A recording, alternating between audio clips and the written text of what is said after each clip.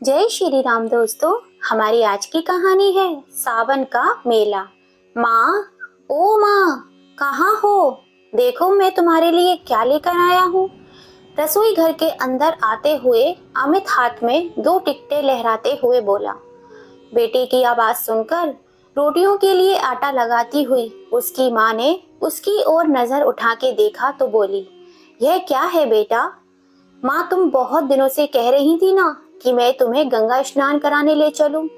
बनारस में सावन का बहुत बड़ा मेला लगा है, तो मैंने सोचा आपको सावन के मेले में ले चलता हूँ और गंगा स्नान करवा लाता हूँ। आपकी वजह से मुझे भी भगवान भोलेनाथ के इस पावन महीने में गंगा स्नान करने का मौका मिल जाएगा। देखो, मैंने ट्रेन से टिकट करवा ली है। बेटे की यह बात सुनकर आशा जी चहक उठी और उनकी आंखों में खुशी भरी चमक आ गई। सावन का मेला? अरे, तू सच में मुझे सावन के महीने में गंगा स्नान करवाएगा? तू सच कह रहा है ना बेटा? मुझे यकीन नहीं हो रहा। अरे माँ, मैं झूठ थोड़ी बोल रहा हूँ तुझसे। यह देखो टिकट, तुम्हारे सामने ही तो है। अब जाने की तैयारी कर लो। जितना भी सामान चाहिए मुझे पहले ही बता देना। पूरे 7 दिन के बाद चलेंगे। वाह बेटा, जुग जुग जियो मेरे लाल। सावन के इस पवित्र महीने में गंगा जी में स्नान करूंगी तो मुझे मोक्ष मिल जाएगा। अच्छा, कौन कौन चलेगा बेटा? सभी चल रहे हैं ना? आशा जी ने मुस्कुराते हुए पूछा तो अमित बोला, अरे नहीं माँ, सामने जाकर क्या करना है? मालूम है सावन पर कितनी भीड़ रहती है। सब लोगों को संभालना तो बहुत ही मुश्किल हो जाएगा। इसलिए मैं केवल 2 ही टिकट लेकर आया हूँ, मेरे और तुम्हारे लिए। बेटे की इस बात को सुनते ही आशा जी की नजरें अपनी बहू गीतांजलि की ओर गई और सोचने लगी कि बेटे के साथ मैं अकेले जाऊंगी तो बहू तो नाराज हो जाएगी। फिर बोली, अरे अमित बेटा, लेकिन इतनी उम्र में तू अकेला मुझे कैसे संभालेगा? घर में तो मैं जैसे तैसे अपना काम कर लेती हूँ, लेकिन बाहर तो मेरा उठना बैठना भी बहुत मुश्किल हो जाएगा। घड़ी घड़ी मुझे सहारे की जरूरत पड़ेगी। तभी उनकी बहू गीतांजलि बोली, अरे अम्मा, अब यह आपको ले जा रहे हैं तो संभाल भी लेंगे, और फिर हम कहीं ना कहीं तो जाते ही रहते हैं, फिर कभी और चले जाएंगे। और यह भी तो सोचिए कि सावन के मेले में गंगा स्नान करने का मौका हर किसी को नहीं मिलता। आप बहुत नसीब वाली हैं जो आपको मिल रहा है। फिर आशा जी बोली, लेकिन बहू, अमित को मुझे संभालने में परेशानी होगी तो? उनकी यह बात सुनकर उनका बेटा अमित हंस पड़ा और बोला, माँ, अब तुम्हें अपने बेटे पर विश्वास भी नहीं है? अरे, जैसा आप मेरे बचपन में मेरा ख्याल रखती थी, वैसे ही मैं भी आपका ध्यान रखूंगा। आपका हाथ मैं कभी नहीं छोड़ूंगा। खूब अच्छे से आपको मेला दिखाऊंगा। अमित की यह बात पर सब लोग हंसने लगे और आशा जी प्रसन्न हो गई। उनकी बहुत समय से चली आ रही इच्छा आज पूरी होने जा रही थी। कितनी बार अमित से कह चुकी थी कि मरने से पहले एक बार मुझे सावन का स्नान करा दे। अगर सावन पर नहीं ले जा सकता तो ऐसे ही बनारस ले चल, लेकिन एक बार गंगा स्नान करवा दे तो मेरी अंतिम इच्छा पूरी हो जाए। लेकिन वक्त गुजरता रहा और बात चलती बनी, परंतु आज जब अमित ने अपने आप कहा तो उनका मन प्रसन्नता से नाच उठा। आज तो वे अपने बेटे और बहू को आशीर्वाद देते थक नहीं रही थी। बनारस जाने के लिए वे दोनों ट्रेन में बैठ गए, पर आशा जी का तो सफर में बुरा हाल हो रहा था। 2 दिन और 1 रात का सफर था। बेटे का हाथ थामे बार बार बाथरूम जाती, लेकिन जैसे ही ट्रेन खिसकने लगती तो पांव डगमगाने लगते। किसी तरह गिरती पड़ती सीट तक पहुंच पाती थी। अरे माँ, संभालो अपने आप को, अभी तो सफर शुरू ही हुआ है, आगे कैसे करोगी? हाँ बेटा, कोशिश कर रही हूँ संभालने की, पर उम्र हो गई है ना, हाथ की पकड़ भी ढीली हो चुकी है और पाँव भी डगमगा जाते हैं। बेबस होते हुए आशा जी बोली तो अमित ने कहा, कोई बात नहीं माँ, मैं हूं ना तुम्हारे साथ, मैं सब संभाल लूंगा। यह सुनकर आशा जी की आंखें ममता भरे आंसुओं से भर उठी। रात के समय ट्रेन की छुक छुक और सीटी की आवाज ने सोने भी नहीं दिया। रह रह कर सोचती कि बेवजह ही मैंने अमित को तंग कर दिया।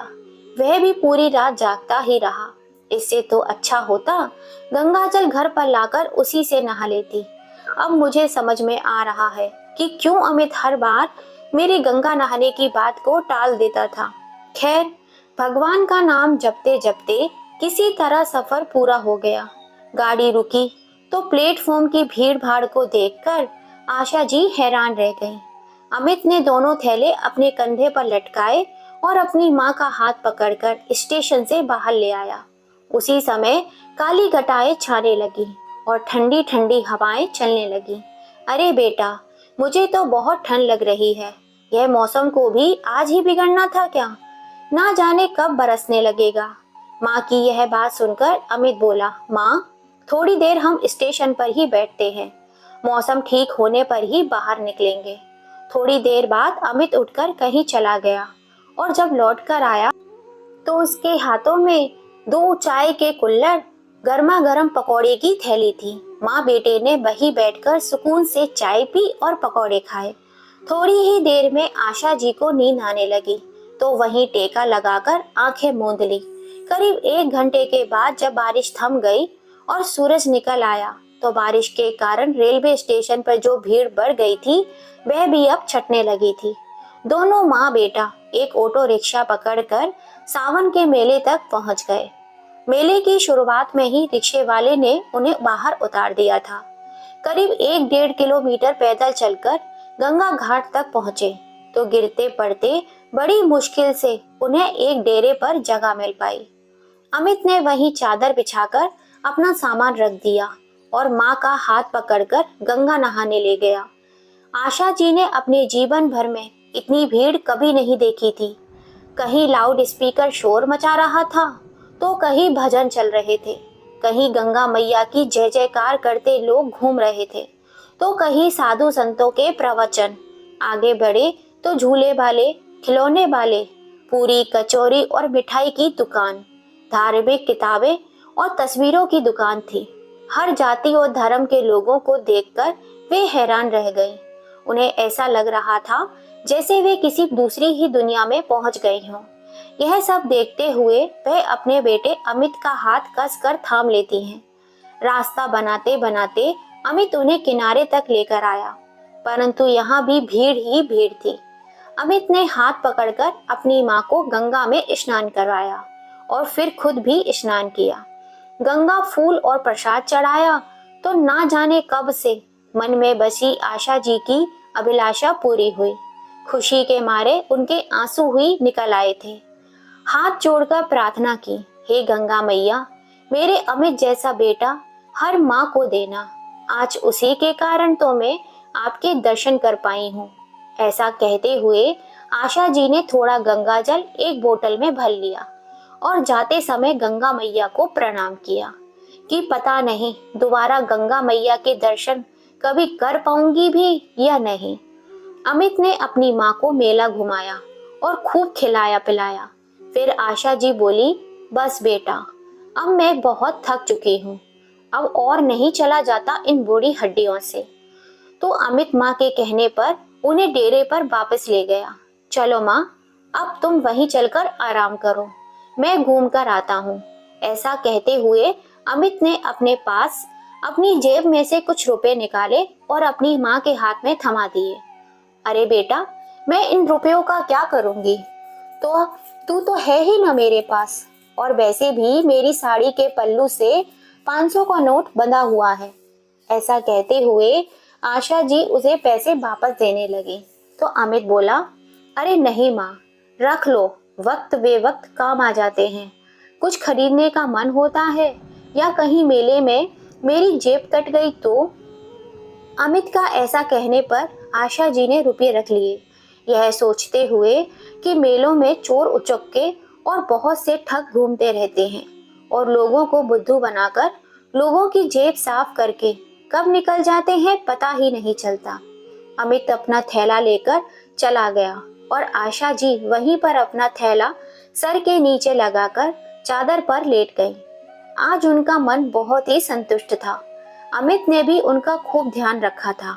लेटे लेटे ही उनकी आंख लग गई, लेकिन जब आंख खुली तो देखा सूरज अस्त हो रहा था। इधर उधर देखा तो अमित अभी तक लौटा नहीं था। उनके माथे पर चिंता की लकीरें उभर आई थी। अनजानी जगह और अनजाने लोग। अपने अमित के बारे में पूछूं भी तो पूछूं किससे? आखिर अमित को इतनी देर कहाँ हो गई? फिर उन्होंने अपना सामान टटोल कर देखा तो सब कुछ सुरक्षित था। अपनी साड़ी के पल्लू में बंधे हुए रुपए भी सुरक्षित देखे तो डेरे से बाहर आकर इधर उधर अपने बेटे को ढूंढने लगी। तभी सामने देखा तो हैरान रह गई। आदमियों का एक झुंड तेजी से भागता हुआ उनकी ओर आ रहा था। इससे पहले कि वह कुछ समझ पाती, जोर जोर से चीख पुकार मचने लगी। फिर पता लगा कि मेले में एक हाथी ने उधंग मचा दिया है, जिस कारण सारी तरफ भगदड़ मच गई है और भगदड़ में गिरकर कुचलने से बहुत से लोग मारे जा चुके हैं।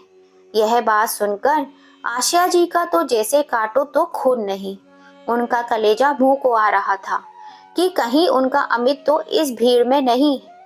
नहीं नहीं, ऐसा नहीं हो सकता। ऐसा कहते हुए आशा जी एक यात्री से जाकर पूछने लगी, भैया ये किस समय की बात है? फिर उसने बताया, माँ जी करीब 5 बजे की बात है। जब साधु हाथियों पर बैठकर स्नान करने जा रहे थे तो उनमें से एक हाथी बिगड़ गया, जिस कारण यह कांड हो गया। जितने भी लोग जख्मी हुए हैं उन्हें अस्पताल में पहुंचाया गया है और उनका इलाज चल रहा है, और जो लोग मर गए हैं उन्हें सरकारी गाड़ी में उठाया जा रहा है। क्या आपका भी कोई लापता है? उस व्यक्ति की बात सुनकर आशा जी आंखों में आंसू आ गए और रोते हुए बोली, क्या बताऊं बेटा, मेरा बेटा भी 2 बजे से मेला घूमने के लिए निकला था, लेकिन अभी तक नहीं लौटा। लेकिन माँ जी उसकी कोई फोटो तो होगी आपके पास? फोटो? फोटो तो नहीं है मेरे पास बेटा, अब क्या करूं? आशा जी रोते हुए बोली, माँ जी आप रो मत। देखिए सामने वहां पर पुलिस चौकी है, आप वहीं जाकर पता कर लीजिए। उस व्यक्ति के कहने पर आशा जी ने अपनी चादर समेटकर अपनी थैली में डाली और थैला उठाकर जैसे तैसे पुलिस चौकी तक पहुंची और रोने लगी कि मेरा बेटा कहीं मिल नहीं रहा है। तभी एक दयालु पुलिस वाला उनके पास आया और बोला, माँ जी हौसला रखिए, आइए मेरे साथ मोटरसाइकिल पर बैठ जाइए। फिर वह सिपाही आशा जी को अपनी मोटरसाइकिल पर बिठाकर उस जगह पर ले गया जहां मृतकों को इकट्ठा किया गया था। लेकिन आशा जी को यह देखकर खुशी हुई कि उनका बेटा वहां पर नहीं था। फिर 1-2 जगह बने अस्पतालों में भी उन्हें लेकर गया, जहां लोग जख्मी पड़े हुए थे और दर्द से कराह रही थी। डॉक्टर उनकी मरहम पट्टी करने में जुटे हुए थे, परंतु अमित का वहां भी पता न चला।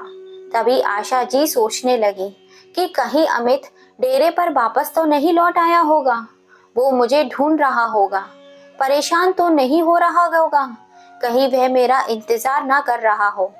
हालांकि उन्होंने पुलिस चौकी पर उसका हुलिया बता दिया था, पर उन्हें कहा था कि अगर मेरा बेटा मिले तो मेरे लौटने तक उसे यहीं रोक कर रखना।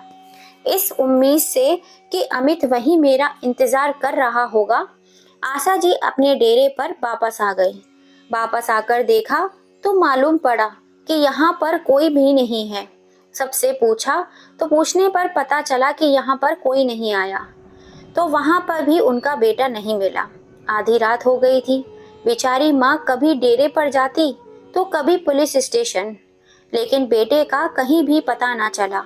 जब रात के 12 बज गए तो पुलिस वालों ने कहा, माँ जी आप जाकर आराम कीजिए, यदि आपका बेटा पूछने आया तो हम आपके पास भेज देंगे।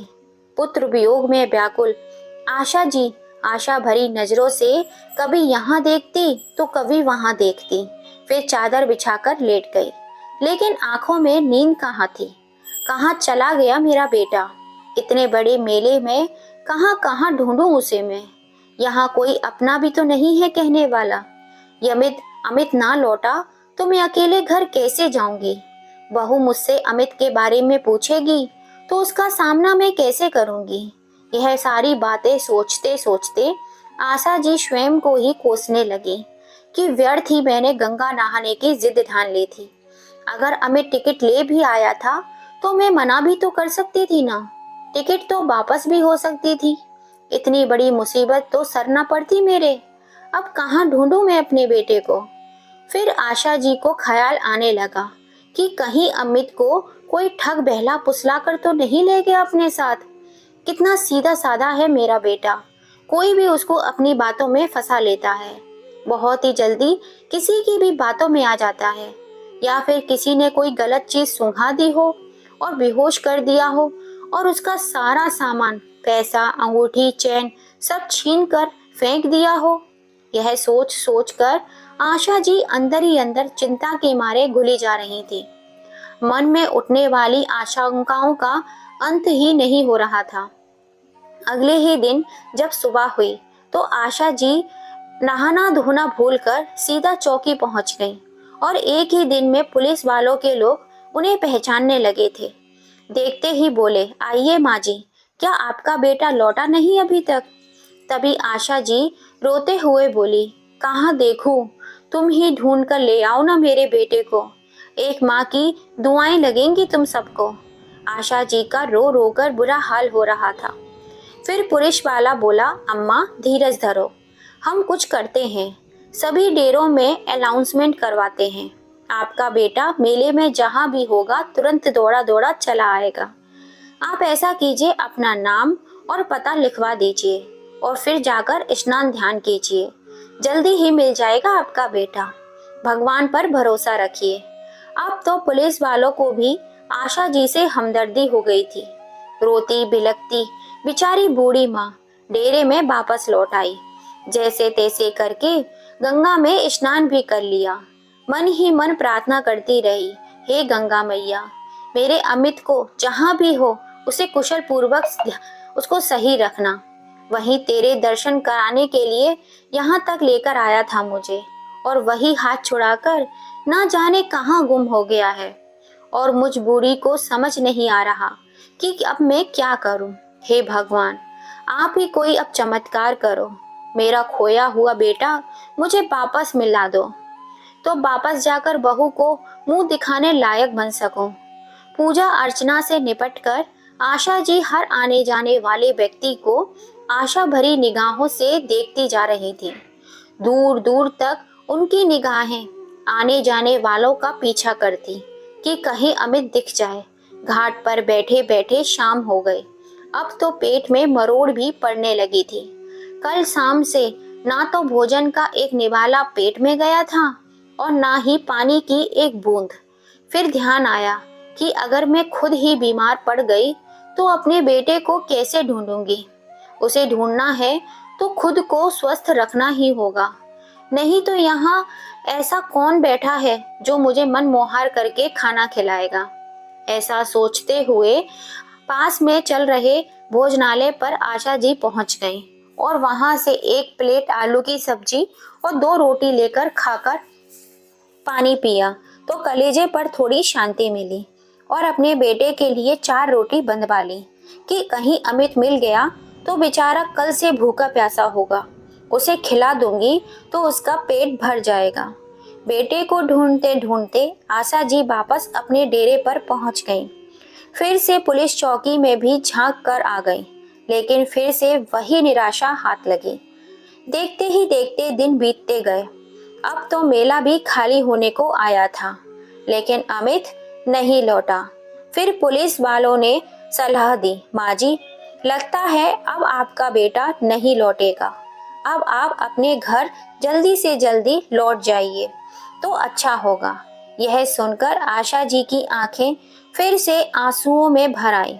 वह बोली, बेटा, मैं इतनी दूर अपने घर कैसे जाऊंगी? मैं तो कभी भी अकेले घर से कभी बाहर निकली ही नहीं हूँ। कहते कहते उनकी आवाज रुआसी हो गई। अच्छा माँ जी, आप अपने घर का फोन नंबर बता दो, घर से कोई आकर आपको ले जाएगा। लेकिन बेटा, घर में मुझे कौन लेने आएगा? घर पर बहू अकेली है, वह बच्चों को छोड़कर कैसे आएगी? वह अकेली, अरे बहू कैसे आ पाएगी? अरे बहू नहीं आ पाएगी तो किसी नाते रिश्तेदार को बुला देगी, आप किसी का भी नंबर दे दीजिए। आशा जी ने दिमाग पर लाख जोर डाला, लेकिन हड़बड़ी में नंबर याद ही नहीं आ रहा था। अक्सर दिमाग को जंग लग जाती है जब इंसान परेशानी में होता है। वैसे भी बुढ़ापे में याददाश्त थोड़ी कमजोर ही हो जाती है। यही हुआ था आशा जी के साथ भी। उन्हें कोई भी नंबर, किसी का भी नंबर याद ही नहीं आ रहा था। अपनी बेबसी पर उनकी आंखें भर आईं। उसी समय एक यात्री पुलिस चौकी के बाहर से गुजर रहा था, तो उसका ध्यान वहां बैठी आशा जी की ओर गया, जो फूट फूट कर रो रही थी। उसने पुलिस वालों से वृद्धा के रोने का कारण पूछा, तो सारी बात सुनकर वह यात्री बोला, आप अम्मा को मेरे साथ भेज दीजिए, मैं भी वहीं का रहने वाला हूँ। मैं शाम 6 बजे की ट्रेन से अपने घर वापस जा रहा हूँ। आप कहें तो उन्हें अपने साथ ले जाऊंगा और उसके बाद उनके गांव जाने वाली बस में उन्हें बिठा दूंगा। वह आराम से अपने गांव पहुंच जाएंगे। पुलिस वालों ने आशा जी को उस अनजान व्यक्ति के साथ रवाना कर दिया और उसका पता और फोन नंबर अपने पास रखकर लिख लिया। आशा जी उसके साथ जा तो रही थी, पर मन के किसी कोने में एक डर भी था कि कहीं ये व्यक्ति कोई ठग तो नहीं। परंतु और कोई चारा भी नहीं था उस पर विश्वास करने के अलावा, वरना इस अनजान जगह पर कब तक रह पाती वो। लेकिन उस व्यक्ति ने आशा जी के मन की बात ना जाने कैसे पढ़ ली हो। वह बोला, अम्मा जी आप बिल्कुल भी चिंता मत कीजिए, मैं आपके गांव के पास के गांव में ही रहता हूँ। भरोसा रखिए मुझ पर, यदि आप कहेंगी तो मैं आपको आपके घर तक भी छोड़ दूंगा। फिर आशा जी बोली, अरे नहीं भैया, विश्वास के सहारे ही तो तुम्हारे साथ आई हूँ। तुम मुझे अपने साथ लेकर आए हो, क्या इतना उपकार कम है मेरे ऊपर? ट्रेन से उतरने के बाद मुझे बस में बिठा दोगे तो मैं अपने गांव पहुंच जाऊंगी। बस मुझे तो एक ही बात का गम सताए जा रहा है, ना जाने मेरा बेटा कहाँ होगा, किस हाल में होगा। 2 दिन बाद जब आशा जी बस से उतरी तो पैदल ही अपने घर की ओर चल पड़ी, लेकिन बेटे की अनुपस्थिति में उसका मन भारी हो रहा था। वह समझ में नहीं आ रहा था कि बहू का सामना मैं क्या कहकर करूंगी, क्या बताऊंगी कि अमित कहाँ चला गया। इसी अधेड़ बुन में जैसे तैसे घर के द्वार तक पहुंची तो देखकर हैरान रह गई कि वहां तो खूब चहल पहल हो रही थी। घर के बाहरी हिस्से में सफेद रंग का टेंट लगा हुआ था, जहां भोज चल रहा था। एक बार आशा जी को लगा कि वह किस गलती से किसी और जगह पर पहुंच गई हैं, लेकिन जैसे ही वह बाहर की ओर जाने लगी, तभी उनके पोते और पोती की नजर अपनी दादी पर पड़ी और वह आश्चर्यचकित रह गए, लेकिन फिर खुशी से चिल्लाने लगे, मम्मी देखो, पापा देखो, दादी तो हमारे सामने खड़ी है, वह लौट आई है, दादी जिंदा है। आपने पोते व पोती की यह बात सुनकर आशा जी भौचक्की रह गईं। उन्हें समझ में नहीं आ रहा था कि आखिर यह चल क्या रहा है। बच्चों के चिल्लाने की आवाज सुनकर सभी लोग दौड़कर बाहर आ गए। पूरे गांव में हड़कंप मच गया। अम्मा वापस आ गई, अम्मा वापस आ गई, अरे अरे देखो ना, अम्मा वापस लौट आई, आशा लौट आई। उधर से अमित भी दौड़कर आया और अपनी माँ को देखते ही उसके होश उड़ गए और फिर तुरंत आकर अपनी माँ से लिपट गया। तुम कहाँ चली गई थी माँ? उसी समय उनकी बहू गीतांजलि भी दौड़ी दौड़ी आई और अपनी सासू माँ से लिपट गई। पता है माँ, कितने दिनों से हमारा रो रो कर बुरा हाल हो रहा था। हमने तो सोचा था कि माँ जी, तभी उसकी बात काटते हुए आशा जी बोली, हाँ हाँ, यही सोचा होगा ना कि मैं भगवान को प्यारी हो गई। आशा जी को जैसे सारी बात का एहसास हो चुका था। फिर वो बोली, इसलिए तो तुम आज अपनी सास की तेरवी कर रहे हो। एक बार तक मुझे ढूंढना तुम लोगों ने जरूरी नहीं समझा, सोचा होगा बुढ़िया मर गई होगी। और अमित तो तुम मुझे वहां निर्जन स्थान पर छोड़कर, अनजाने लोगों के बीच में छोड़कर यहाँ चले आए। मुझसे पीछा छुड़ाने का यही रास्ता सूझा तुम लोगों को? यही सोचा होगा ना, अकेली बुढ़िया औरत वापस घर कैसे आ पाएगी, वही मर खप गई होगी। हे भगवान! ऐसा कहते हुए आशा जी वहीं जमीन पर अपना सर पकड़कर बैठ गई। फिर बोली, अरे मैं तो पागल हो उठी थी, घाट घाट पर तुझे ढूंढती फिर रही थी। फिर अमित बोला, ऐसा नहीं है माँ, मैंने तुम्हें कहाँ कहाँ नहीं ढूंढा, ना जाने कहाँ कहाँ मैंने आपने आपके नाम की घोषणा करवाई, पर आप मुझे कहीं नहीं मिली। तभी आशा जी ने कहा, भगवान का इतना ही शुक्र है कि तुम ठीक ठाक हो। मुझे तुझे देखकर मेरी जान वापस लौट आई है। उसी समय बेटा और बहू दोनों एक दूसरे की आंखों में देखते हुए बोले, अब यह दावत माँ के लौट आने की खुशी में है। अब खुशी से खाना खाओ, हमारी माँ वापस आ गई है। ऐसा कहते हुए अमित खुशी से नाचने लगा, तो दूसरी ओर गांव की औरतों ने कानाफूसी करने लगी। लेकिन थोड़ी ही देर में सब लोग गीतांजलि और अमित को बधाई देने लगे और बोले, गीतांजलि, अच्छा ही हुआ जो तुम्हारी सासू माँ लौट आई, नहीं तो तुम क्या क्या सोच रहे थे। और वह बेचारी ना जाने कहाँ कहाँ भटक रही होगी। बड़ी हिम्मत वाली है जो इतनी दूर से अकेले लौट आई। फिर दूसरी औरत बोली, चाको राखे साइयां, मार सके ना कोई। खैर, जितने मुंह उतनी बातें। लेकिन सब बातों का एक ही जवाब था कि आशा जी कुशल अपने घर पर लौट आई थी। वे सभी रिश्तेदार जो आशा जी के दुख में शामिल होने आए थे, उनके पांव छूने लगे। और तभी किसी ने ढोल वालों को बुला लिया। ढोल नगाड़े बजने लगे और सब लोग अपनी मस्ती में नाचने कूदने लगे। माहौल एकदम से बदल गया था। उधर अपने बेटे अमित को अपने सामने सुरक्षित देखकर आशा जी भी सब कुछ भूल गईं। भगवान ने उसकी मनौतियां मान ली थी। अब भगवान पर उनका विश्वास और भी दृढ़ हो गया था। सभी रिश्तेदार और पड़ोसी खा पीकर अपने अपने घर चले गए थे। आशा जी और उनके बेटे बहू भी अपने अपने कमरों में जाकर सो गए थे। कितने दिनों बाद आज आशा जी निश्चित होकर सुकून से सो रही थी। लेकिन अचानक ही उनकी रात में नींद खुल गई। उनका गला सूख रहा था।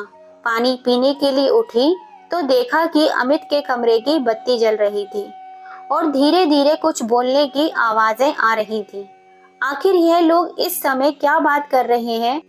मन में चल रहे इस प्रश्न के साथ वे जैसे ही अपने बेटे के कमरे के पास पहुंची तो कुछ उन्होंने ऐसा सुना जिसे सुनने के बाद उन्हें अपने कानों पर यकीन ही नहीं हुआ।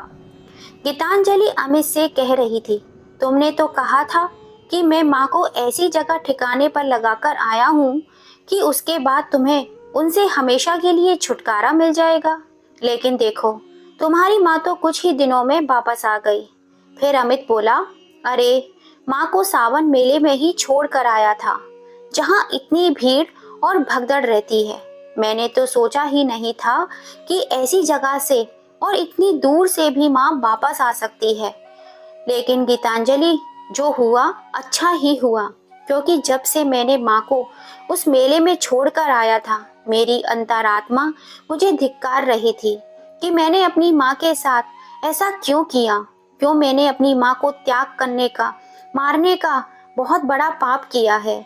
सारा दिन मैं यही सोचता रहता कि भूखी प्यासी मेरी माँ कहाँ कहाँ भटक रही होगी, जिंदा भी होगी या नहीं। मेरी माँ ने तो मुझ पर विश्वास किया था और मैंने उनके साथ इतना बड़ा विश्वासघात कर दिया। माँ को इस प्रकार गंगा घाट पर छोड़कर आने का अपराध बोध मुझे अंदर ही अंदर खाए जा रहा था। और गीतांजलि, तुम माँ के आने पर परेशान मत होना। जहाँ इतना समय माँ को झेला है, माँ कुछ समय और सही। अच्छा हुआ जो माँ लौट आई। मैं माँ की मृत्यु का कारण बनते बनते रह गया। हे भगवान, तेरा लाख लाख शुक्र है। इतनी बात सुनते ही आशा जी के पैरों तले जमीन कांपने लगी और सावन के मेले का सारा दृश्य उनकी आंखों के सामने आने लगा, क्योंकि पिछले दिनों उन्होंने लगभग सारे सावन के मेले में घूम लिया था। अपने बेटे के नाम की जगह जगह पर घोषणा करवाई, पर अपने नाम की घोषणा तो मैंने कहीं नहीं सुनी थी। कितना बड़ा झूठ बोला था अमित ने मुझे। वह मुझसे मुक्त होने के लिए ही मुझे बनारस लेकर गया था, और अब मैं इतना बड़ा बोझ बन चुकी हूँ अपने बेटे के ऊपर कि वह मुझे जीते जी ही मारना चाहता था। यह सब सोचते सोचते आशा जी की आंखों के आगे अंधेरा सा छाने लगा। इससे पहले कि वे खुद को संभाल पाती, वे धड़ाम से जमीन पर गिर पड़ी। बूढ़ी हड्डियां जवाब दे चुकी थी। एक बूढ़ी माँ सबको झेल गई, पर यह बेटे का धोखा दिया हुआ सदमा ना झेल सकी। आज सच में आशा जी को अपनों से मोक्ष मिल चुका था। दोस्तों, कहते हैं ना, बोया पेड़ बबूल का तो फिर फल कहाँ से आए। जो माँ बाप अपने बच्चों को अपनी जान से भी ज्यादा संभाल कर रखते हैं, वही बच्चे भीड़ में माँ बाप का हाथ छोड़ देते हैं। दोस्तों, बेटे ने जो अपनी माँ के संग किया वह सही था या गलत? क्या आशा जी को जब अपने बेटे की सच्चाई पता चली और इस धोखे को वे झेल नहीं पाई और मोक्ष को प्राप्त हो गई, तो आशा जी का दर्द सच्चा था या झूठा? अपनी राय कमेंट करके हमें ज़रूर बताइएगा।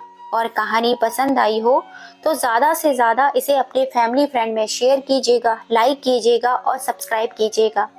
फिर मिलेंगे आपसे ऐसी ही किसी कहानी के संग। जय श्री राम दोस्तों।